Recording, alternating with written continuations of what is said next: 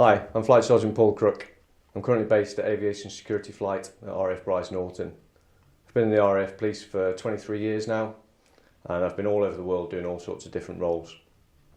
In August, I was deployed on op pitting in support of the Afghan relief flights, bringing back Afghans out of Kabul. I volunteered to lead a team of MAPO, which is, for those who aren't familiar with the term, Military Aviation Protection Operator, essentially a military equivalent of a Sky Marshal.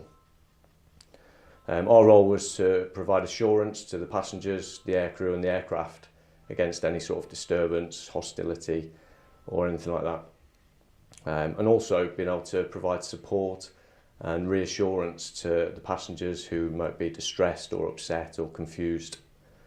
My team personally brought back around 1,500 of the passengers, and just seeing the look of relief and gratitude on their face was priceless.